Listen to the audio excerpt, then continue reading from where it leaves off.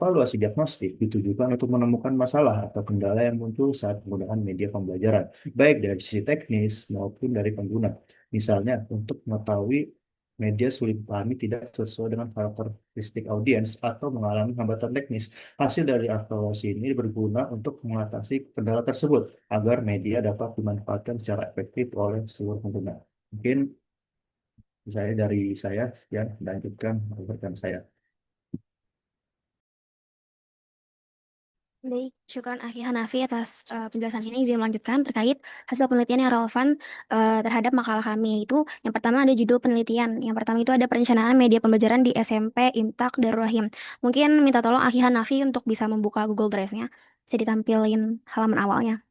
Untuk yang pertama, ini diteliti oleh Imam Santoso dan juga Maria Ulfa pada tahun 2024, yang dimana hasil utama ini menunjukkan penelitian ini sebenarnya eh, dilakukan kepada SMP Imtak Darul Rahim, yang dimana sekolah itu sudah menggunakan perencana pembelajaran nih, berbasis media gitu, yaitu memanfaatkan media digital seperti proyek video pembelajaran, Kahoot, Google Form, PowerPoint, Quizzes, dan lain-lainnya gitu. Namun terdapat kendala, yaitu keterbatasan sarana. Maka perencana media pembelajaran harusnya dilakukan secara terstruktur atau sistematis, yaitu melalui penjadwalan, penyesuaian dengan kebutuhan siswa, serta pengelolaan bersama guru dan pihak sekolah.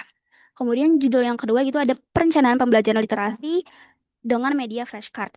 Ini diteliti oleh Siti Nurhasana dan kawan-kawan pada tahun 2023, yang dimana penelitian ini menjelaskan bahwa perencanaan pembelajaran menggunakan media bukanlah sekedar memilih alat bantu gitu, tetapi juga meliputi tahapan-tahapan yang harus dilakukan, yaitu seperti memilih metode, menyiapkan media, menyusun materi, terus merancang evaluasi. Nah, hal ini juga sesuai dengan teori perencanaan pembelajaran sebelumnya yang dijelaskan oleh Ukti Fafa. Kemudian ada judul yang ketiga, yaitu teknologi media pembelajaran bahasa Arab yang diteliti oleh Uwais Solihah dan kawan-kawan pada tahun 2022. Nah, pada penelitian kali ini, sebenarnya tadi untuk ragam media itu sudah dijelaskan oleh Akhi Faik, namun pada penelitian kali ini lebih khusus kepada pembelajaran bahasa Arab. Sebenarnya sama aja ya, penelitian ini mengemukakan bahwa terdapat tiga jenis utama berdasarkan media berdasarkan pemanfaatan indera pendengaran dan juga penglihatan, yaitu yang pertama ada media audio, yaitu al-wasail as-sam'iyah, yang kedua ada media visual, yaitu al-wasail al-basoriyah, dan yang terakhir ada media audio visual, yaitu al-wasail as-sam'iyah al-basoriyah. Kemudian untuk penelitian yang keempat, yaitu berjudul Media Digital untuk Membangun Literasi Komunikasi dalam Tutorial BIPA, yang diteliti oleh Nova Sufia Tahmida pada tahun 2023. Nah, sebenarnya hasil penelitian ini menjelaskan bahwa terdapat beberapa media-media digital yang digunakan dalam pembelajaran bahasa Indonesia bagi penutur asing. Nah, dijelaskan bahwa terdapat 5, yaitu yang pertama ada website, seperti contoh Google Chrome dan Mozilla. Yang kedua ada infografis, seperti contoh Canva dan Snappa. Kemudian juga ada media sosial, yaitu ada YouTube, WhatsApp, dan Instagram. Kemudian juga ada video digital, yaitu kamera gawai dan TikTok. Dan yang terakhir ada audio digital seperti Spotify. Kemudian untuk judul yang kelima itu ada evaluasi media pembelajaran yang diteliti oleh Elsa Kaniawati dan teman-teman pada tahun 2023. Nah, pada penelitian kali ini dijelaskan bahwa sebenarnya evaluasi itu merupakan tahap yang krusial gitu dalam siklus pengembangan media, dan evaluasi ini prosedurnya terbagi menjadi dua, yaitu melalui pendekatan formatif dan juga sumatif, yang dimana itu dapat menilai apakah media ini sesuai dengan tujuan pembelajaran atau juga kemampuan guru dalam menggunakannya serta kualitas media itu sendiri. Kemudian yang terakhir ada judul penelitian, yaitu evaluasi media pembelajaran articulate storyline dalam pembelajaran fikih, yang diteliti oleh Fajrul Falah dan Evi Fatimatur Rusdiah pada tahun 2022. Sebenarnya ini kurang lebih sama yang seperti sebelumnya, namun pada penelitian kali ini lebih dikhususkan kepada satu media gitu yang digunakan, yaitu pada pembelajaran fikih. Nah, Articulate Storyline ini merupakan aplikasi lunak seperti Microsoft PowerPoint, yang dimana kegunaannya sama-sama untuk presentasi. Nah, pada penelitian kali ini media inilah yang dijadikan evaluasi, yang dimana media ini sendiri dievaluasi oleh dua pakar, yaitu pakar ahli media dan juga ahli materi. Dan Articulate Storyline ini juga mendapatkan nilai yang sangat baik, yaitu 80,43% dari kedua ahli media tersebut. Mungkin itu saja yang bisa Ana sampaikan, dikembalikan ke Ukti Alia.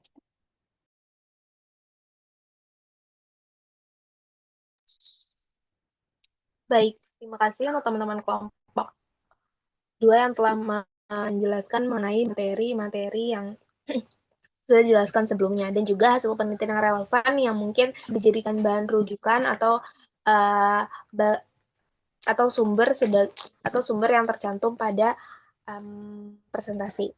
Lalu selanjutnya yaitu kesimpulan. Nah, kesimpulannya adalah mengenai materi ini bahwa media pembelajaran itu adalah hal atau komponen yang penting gitu ya dalam mendukung tercapainya tujuan pendidikan. Jadi bukan hanya alat bantu atau sarana gitu ya, tapi juga bisa meningkatkan pembelajaran yang lebih bermakna gitu, bisa lebih efektif dan juga um, bisa lebih efektif gitu. Dan juga untuk perencanaan atau penggunaan media pembelajaran itu perlu direncanakan secara sistematis sehingga tujuan materi dan juga karakteristik didik itu peserta didik dapat tercapai gitu ya, baik tadi dari beberapa ragam media seperti visual, audio visual dan juga media digital interaktif, di mana pelaksanaannya tersebut pun bisa dievaluasi agar bisa berkesinambungan untuk hasil yang lebih baik di kemudian hari penggunaannya. Seperti itu. Oke, mungkin dari kelompok 2 kami cukupkan untuk pembahasannya. Selanjutnya mungkin sebelum sesi tanya jawab jika memang nanti ada, saya kembalikan terlebih dahulu kepada Ustadz Marzuk. Terima kasih. Wassalamualaikum warahmatullahi wabarakatuh.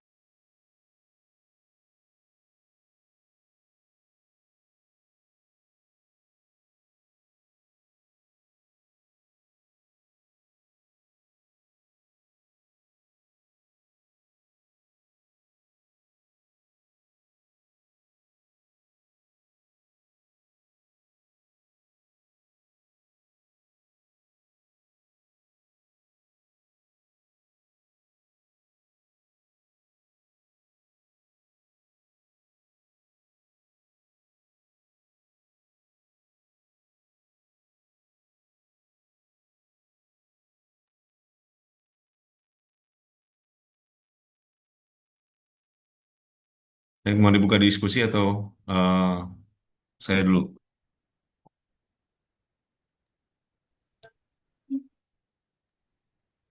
Dikembalikan ke Ustadz dulu. Baik, tadi saya sudah. Oke, terima kasih dulu kelompok 2 eh,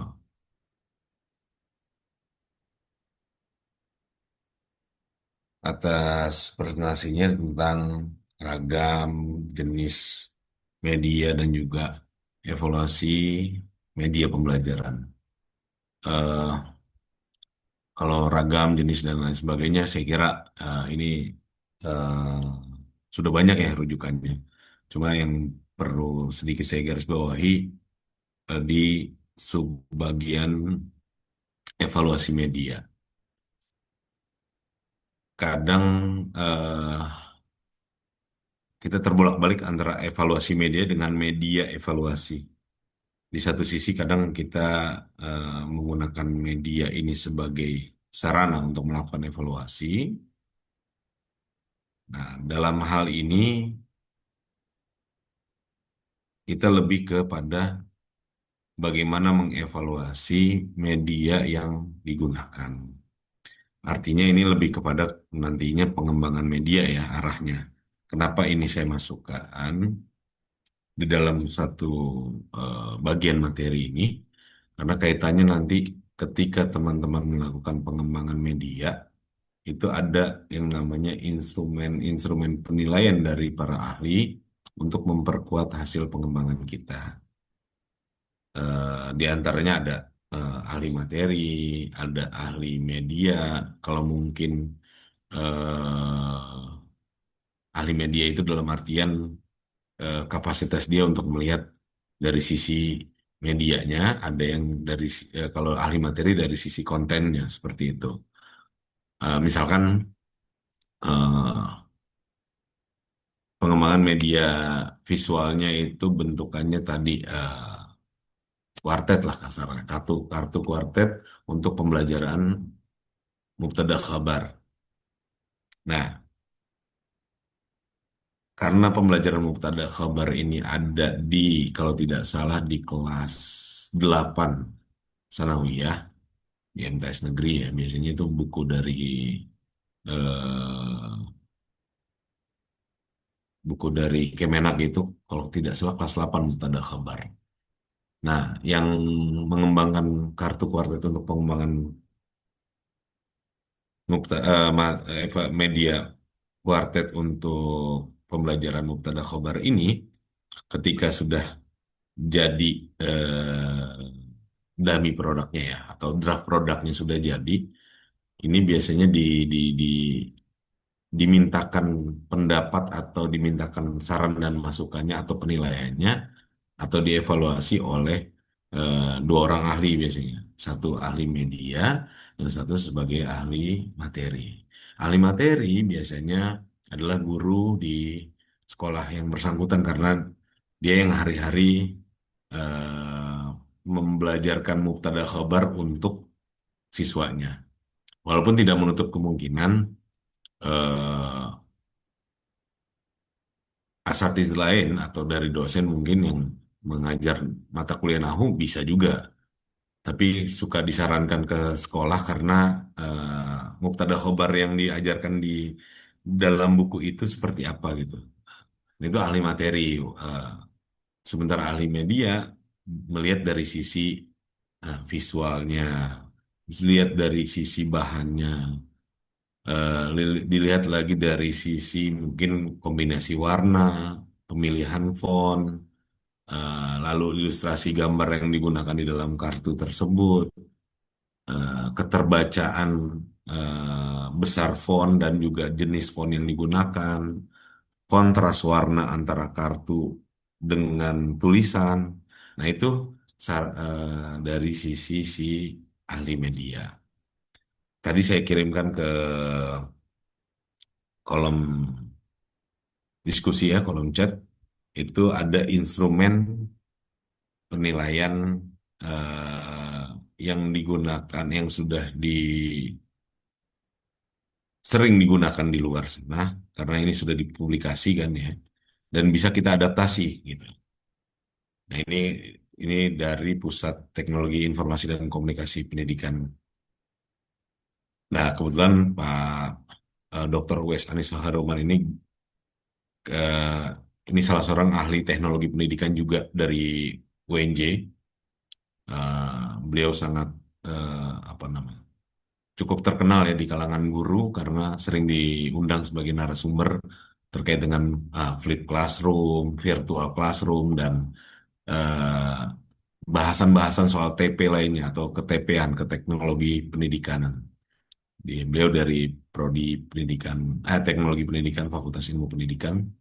Eh, saya juga pernah belajar satu semester sehingga menghasilkan artikel yang Olsi waktu itu saat diajar oleh beliau gitu, diajar oleh beliau sehingga dapat paradigma baru soal Olsi dan project based learning yang digabungkan menjadi eh, apa namanya, untuk mengorkestra mata kuliah media pembelajaran ini, salah satunya paradigma daripada beliau.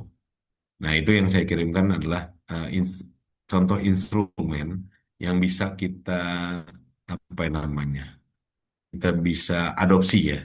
Mungkin kita tidak ambil secara keseluruhan, tetapi paling tidak bisa menjadi apa ya, eh, langkah awal dan bisa kita adopsi menyesuaikan dengan kebutuhan pengembangan media di eh, kita gitu, di prodi kita atau di bidang kita. Sebagai contoh, bisa teman-teman lihat ya, di bagian 3 ini di instrumen penilaian. Hmm. Ketika aspek penilaiannya itu terkait dengan materi, maka eh, indikatornya ada kebenaran isi, bebas dari kesalahan konsep, kekinian, ke-up-to-datean, kecakupan, dan kecukupan materi. Sementara kalau dari sisi misal media dan komunikasi pembelajaran, aspeknya apa saja. Nah, ini kan baru di indikator dengan aspeknya.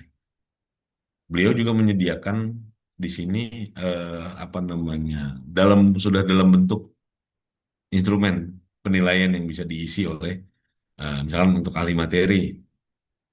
Nah, ahli materi melihat ini kebenaran isinya, kekiniannya, dan sebagainya, lalu bisa memberikan komentar atau masukan. Sehingga dalam pengembangan itu bisa jadi ada yang typo tulisannya, atau miskonsepsi terhadap kaidahnya, dan seterusnya. Nah, misalkan untuk ahli instrumen untuk pengguna, sorry. Nah, misalkan medianya video bentukannya, maka ahli materi instrumennya ini, dan ahli desain pembelajaran, ahli media komunikasi melihat itu dari sisi aspek kejelasan dan seterusnya. Lalu ada ketepatan penggunaan narasi, caption, sound, dan seterusnya. Nah, ini adalah aspek-aspek yang dinilai atau dievaluasi dari sebuah media. Dalam hal ini kalau yang dicontohkan adalah media video seperti itu.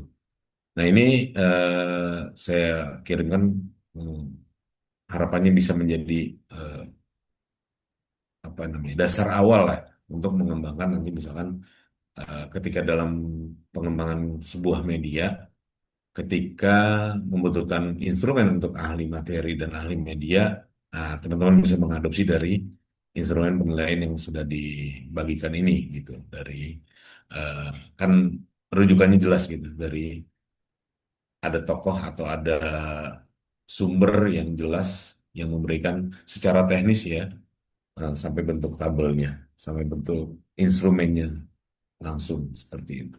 Dan ini yang selalu saya sarankan juga untuk mahasiswa yang saya bimbingan maupun yang saya uji ketika skripsinya terkait dengan pengembangan media pembelajaran.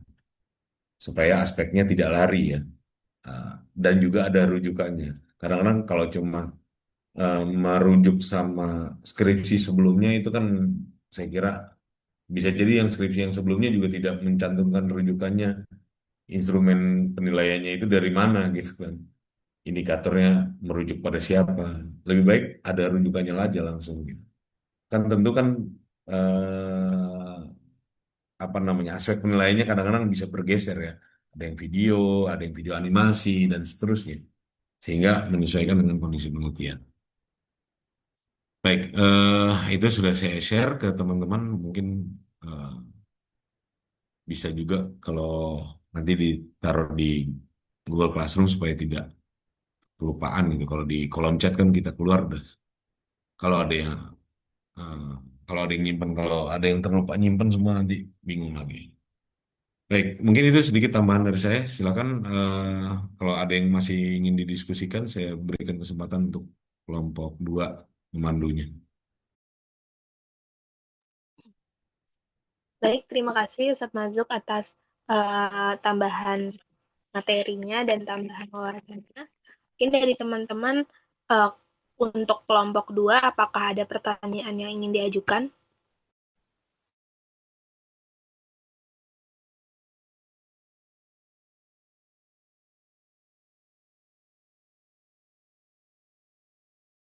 Ini udah nggak ada ya Alia. Udah zuhur masalahnya, udah pada lapar kayaknya. Iya, betul. Ini mohon maaf ya, terlalu agak agak lewat dari karena harus kita 11.40. Tapi lagi-lagi karena ini untuk mengganti perkuliahan itu ya nggak apa-apa lah kita lewat sedikit. Walaupun nggak terlalu banyak juga. Silakan kalau masih ada yang ingin didiskusikan atau disampaikan. Kalau tidak ada, silakan ditutup oleh kelompok penyaji.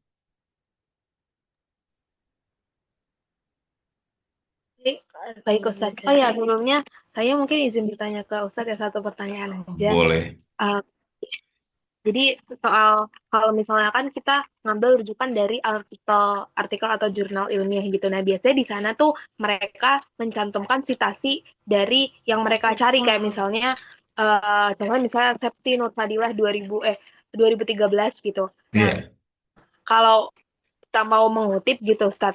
Kita mengutip iya. itu kan mungkin citasinya jurnal yang kita dapati. Nah, itu perlu mencantumkan yang dia cantumkan di situ atau kayak cukup jurnal itu saja, Ustaz? Ah, ini kan kalau kayak gini berarti rujukan dalam rujukan ya. Misalkan Marzuk dalam eh, Zainal misalkan. Ini kan eh, berarti tulisan saya yang dikutip oleh Zainal lalu dipublikasikan. Maka ketika ada orang yang mau mengutip lagi karena itu masih kutipan juga, maka kita menggunakan tadi polanya. Kalau tulisannya siapa? Tulisannya Marzuk, tetapi dalam tulisannya si Zainal yang kita cantumkan keduanya gitu. Kita kejar dulu citasinya si yang awal tuh siapa yang kamu rujuk gitu. Misalnya Saiful dalam Anwar atau Anwar dalam Saiful. Nah, yang kita kutip, yang kita cantumkan rujukannya adalah kalau memungkinkan keduanya, kalau tidak kita harus tuliskan Saiful dalam Anwar. Anwarnya tahun berapa gitu. Artinya tulisannya si Oh, Saiful di jadi dalam perlu. tulisannya si Anwar. Hmm, ya soalnya Tapi kok kan kadang kita dicantumkan ya ya gimana? akan. Gimana? Iya, iya soalnya kalau misalnya yang dicantumkan sama yang si penulis itu rujukannya misal udah kayak udah jauh dari 5 tahun sebelumnya gitu. Jadi kalau misalnya kita cantumkan langsung sumber aslinya, kemungkinan itu kan nggak sesuai atau gimana kalau bentuknya Ya, jurnal juga ya, gitu, bukan buku. ya, Nah, berarti itu nggak usah. ya. Makanya, tapi tetap harus dicantumkan bahwa itu adalah tulisannya si A di dalam tulisannya si B. Seperti itu.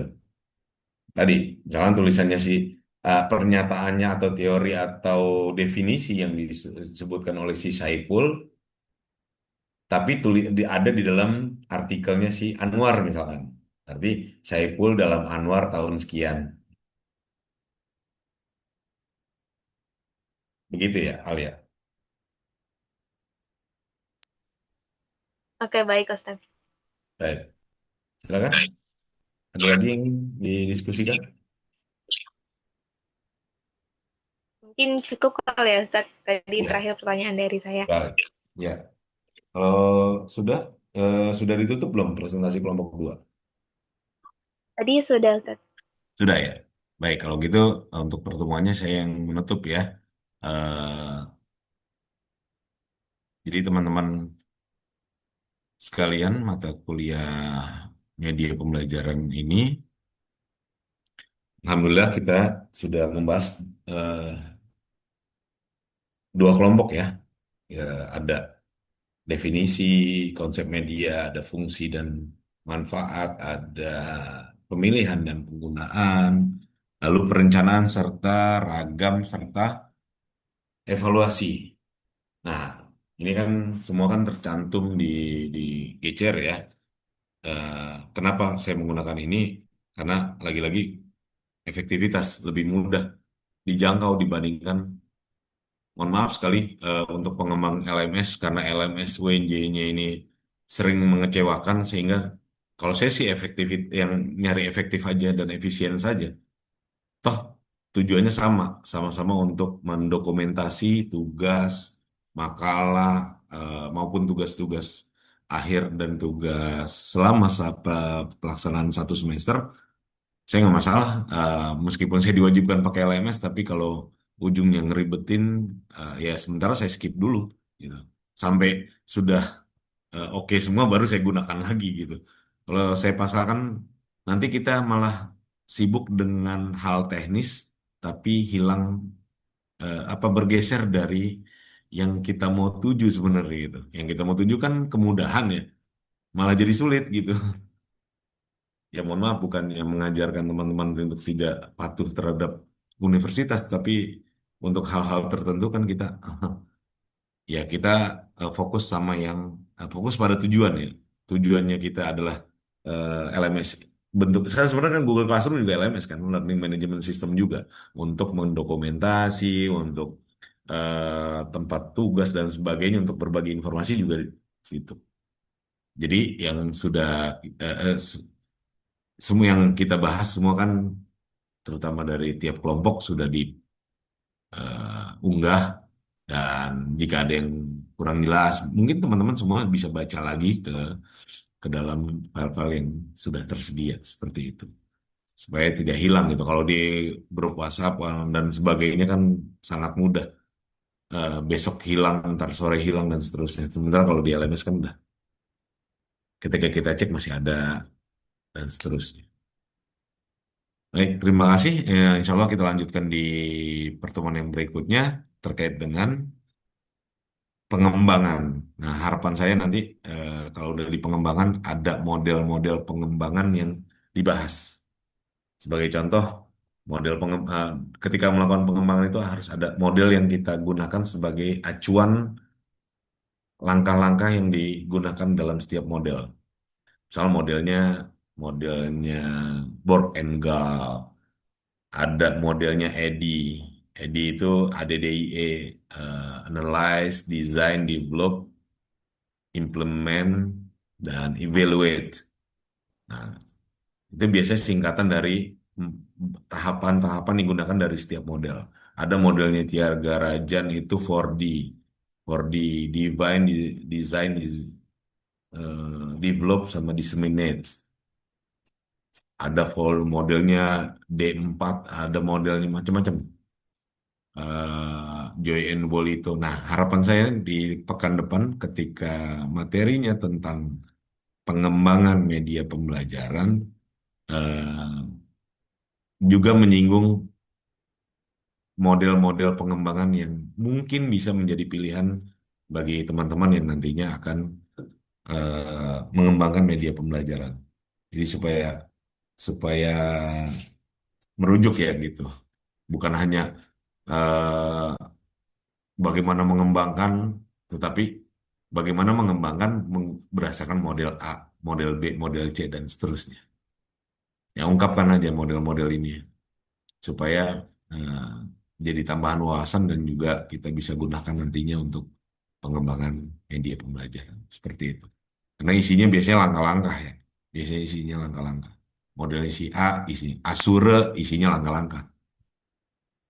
A-nya apa, S-nya apa, S kedua apa, dan seterusnya itu biasanya isinya adalah langkah-langkah apa yang bagaimana kita mengembangkan mulai dari analisis, mulai dari desain dan seterusnya dan seterusnya. Nah, itu harapannya eh, banyak ke sana ya karena tema subbabnya adalah pengembangan media pembelajaran. Mungkin eh, kita cukupkan pertemuan kita pada hari ini karena sudah 12:10 juga, sudah lebih setengah jam. Alhamdulillah. Terima kasih teman-teman kelas B dan C. Cukup menarik diskusi kita pada hari ini. Dan insya Allah kita akan lanjutkan pekan depan dengan eh, materi-materi berikutnya yaitu pengembangan media pembelajaran. Eh, Terima kasih atas kerjasamanya, kehadirannya dan partisipasinya. Kurang lebihnya mohon maaf. Kita tutup sama-sama dengan membaca hamdalah. Alhamdulillahirrabbilalamin. Kurang lebihnya mohon maaf. Assalamualaikum warahmatullahi wabarakatuh. Waalaikumsalam warahmatullahi wabarakatuh. Jazakallah Afwan. khairan ya Ustaz. Ustazina